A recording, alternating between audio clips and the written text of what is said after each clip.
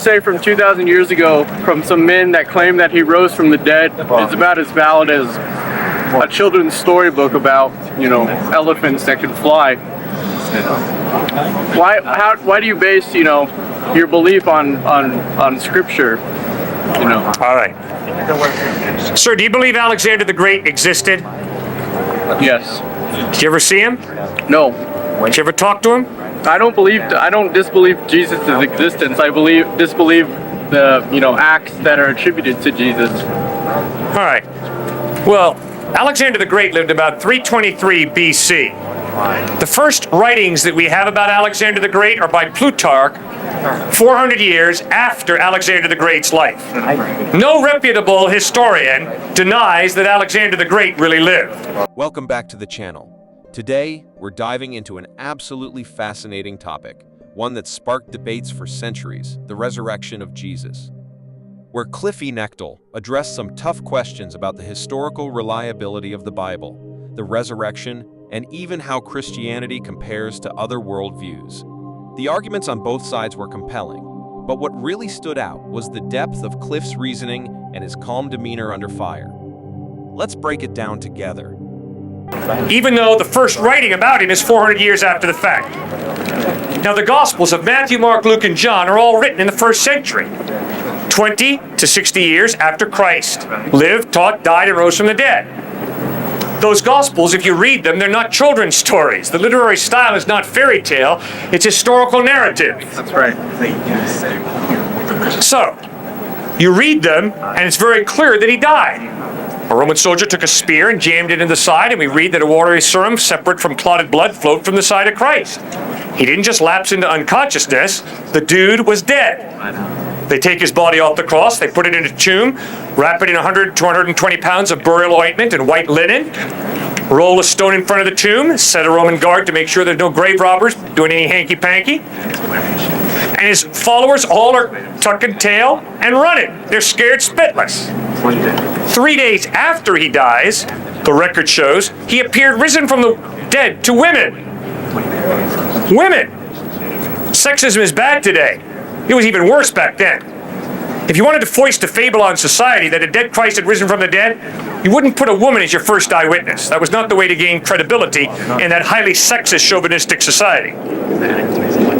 But that's who Christ first appeared risen from the dead to.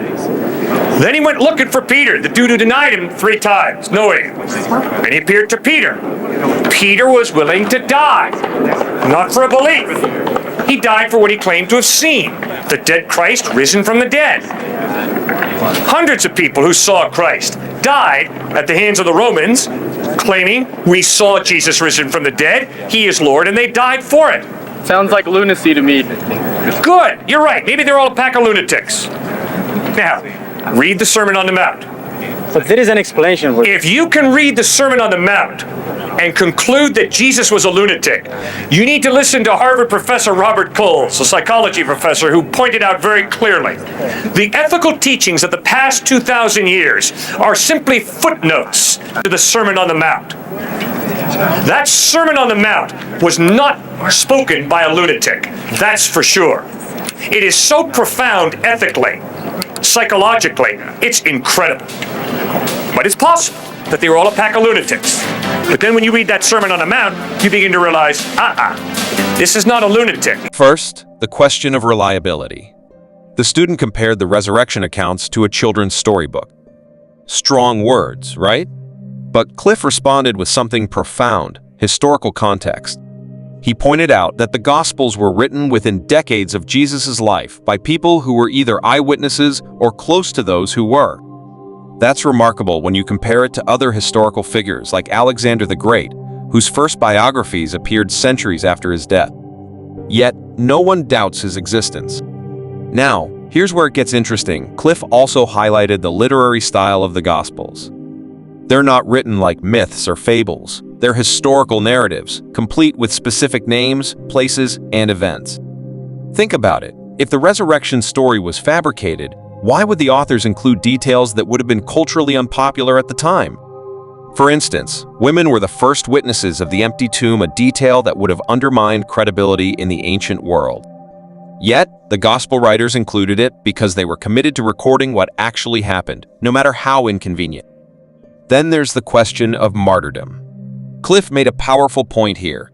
These early Christians didn't just believe in the resurrection, they claimed to have seen it, and were willing to die for that claim. That's a level of conviction that's hard to explain away as lunacy or deception. The worldwide church accepted Matthew, Mark, Luke, and John as reliable and authoritative. Why? First of all, because they were written by apostles or those who knew the apostles. Secondly, because they were orthodox in their teaching, sticking to the teachings of Christ. And thirdly, because they were used by the whole church repeatedly. But they didn't write those things together? No. John was not sitting next to Luke, right? No. John and Luke were not sitting side by side when they wrote. Those documents were written at different times, in different places, by different people. But then the church, the followers of Christ, began to use them with such great repetition that it became a no-brainer. Now, it was not a no-brainer for 2nd and 3rd John. That was not a no-brainer. There was some dispute over whether those were reliable and authentic or not. And that's why I say it wasn't put together totally over, it was a period of 300 years.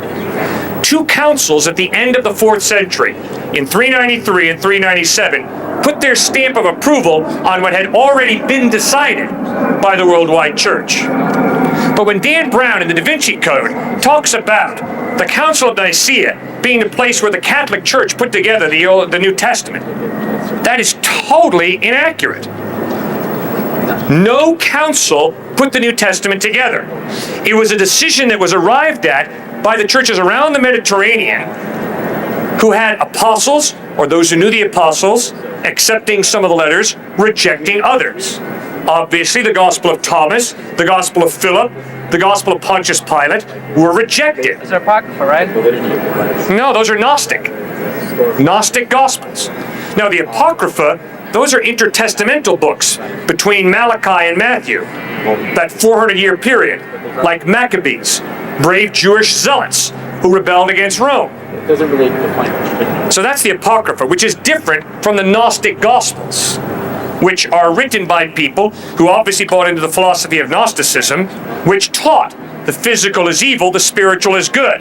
Therefore, we reject the Old Testament, we reject the humanity of Christ, we reject his incarnation, we reject his death, and we reject his resurrection, because they're all physical. You see, Gnosticism was a philosophy that taught the problem with you is not your sin. The problem with you is you're stupid. You don't have enough knowledge. So the key is more knowledge. That's what gnosis is, knowledge. And so that's why the Gospel of Thomas, which is a Gnostic gospel, simply consists of 114 sayings of Jesus. Now, some of them are authentic. They agree with the Gospel of Matthew. But others of them are clearly coming out of Gnostic philosophy. Like, in the Gospel of Thomas, Jesus says, "Split a piece of wood, I am there. Lift up a rock, I am there." See, that's not a biblical worldview. That's coming out of mysticism that teaches everything is part of God. And the Bible clearly contradicts that type of mysticism. So, the Bible was not put together in one room, by one council, by the Pope, or by monks, or whoever. It was put together over a long period of time by the eyewitnesses, the apostolic community, those who knew the eyewitnesses, and those who knew them. And it was not one little group that made this decision. It was a decision around the known world at that time, the Mediterranean. First, the question of reliability. The student compared the resurrection accounts to a children's storybook. Strong words, right? But Cliffe responded with something profound, historical context. He pointed out that the Gospels were written within decades of Jesus' life by people who were either eyewitnesses or close to those who were. That's remarkable when you compare it to other historical figures like Alexander the Great, whose first biographies appeared centuries after his death. Yet, no one doubts his existence. Now, here's where it gets interesting. Cliffe also highlighted the literary style of the Gospels. They're not written like myths or fables. They're historical narratives, complete with specific names, places, and events. Think about it. If the resurrection story was fabricated, why would the authors include details that would have been culturally unpopular at the time? For instance, women were the first witnesses of the empty tomb, a detail that would have undermined credibility in the ancient world. Yet, the gospel writers included it because they were committed to recording what actually happened, no matter how inconvenient. Then there's the question of martyrdom. Cliffe made a powerful point here. These early Christians didn't just believe in the resurrection, they claimed to have seen it and were willing to die for that claim. That's a level of conviction that's hard to explain away as lunacy or deception. So, what do you think? Is the resurrection of Jesus a credible historical event backed by evidence? Or does it feel more like a leap of faith? Maybe it's a mix of both, a historical claim that invites us into something greater. And how do you view the Bible, an ancient collection of wisdom and history, or something much more profound, even divine? These are big questions, and I'd love to hear your take on them. Let's spark a meaningful conversation in the comments. If this video got you thinking, don't forget to hit the like button, share it with friends who enjoy exploring deep topics, and subscribe for more engaging discussions and thoughtful insights. Your support means the world to me, and it helps us dive deeper into questions that truly matter. Thanks for being part of this journey. I can't wait to see you in the next video. Until then, take care and stay curious.